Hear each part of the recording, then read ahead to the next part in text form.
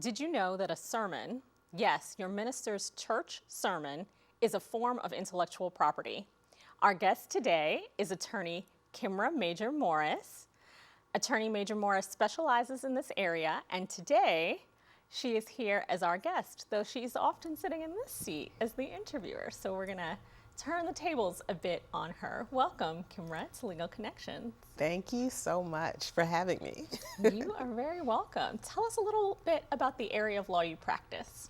I practice intellectual property in the areas of copyrights, trademarks, trade secrets, and publicity rights is sort of an offshot of intellectual property. It's really a privacy law, but those are my main areas: copyrights, trademarks, publicity rights, and trade secrets. Okay, well, so tell us a little bit about how that intersects with church and church sermons. How does intellectual property rights have anything to do with worship?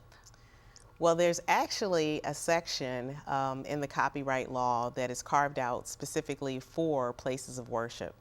And it says that if you are performing a non-dramatic work or have a literary work that is related to religion, that is performed or displayed in the course of worship, in a place of worship, in the course of your service, then it is not considered copyright infringement.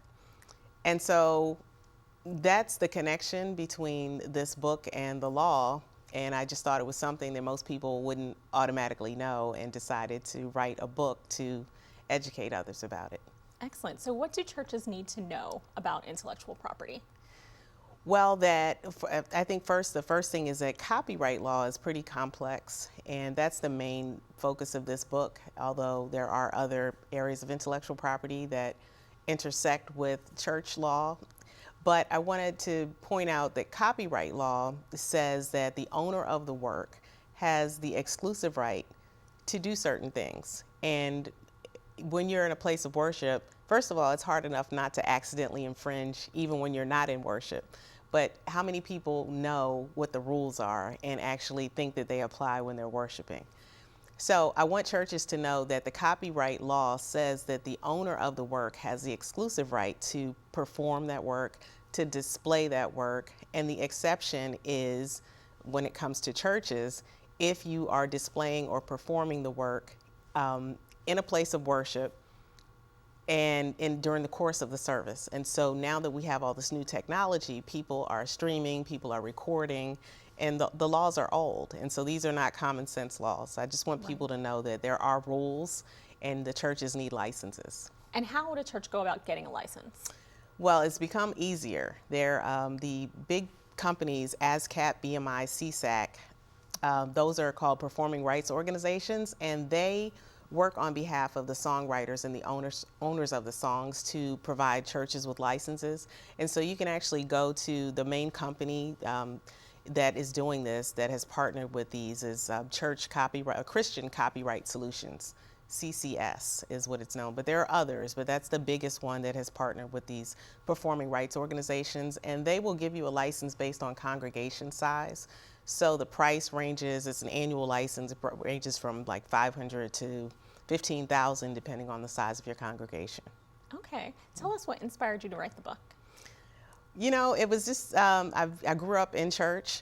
Dad was a pastor, and I just thought, while I was in law school, I was probably in my second year, and the choir director mentioned something about the list of songs that we were allowed to sing based on our license. And I had no idea what he was talking about, and I went to research and found all this information that no one ever talks about.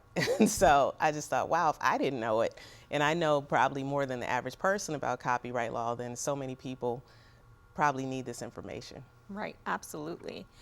This is a particularly timely book as well, because like you said, a lot of services are going online.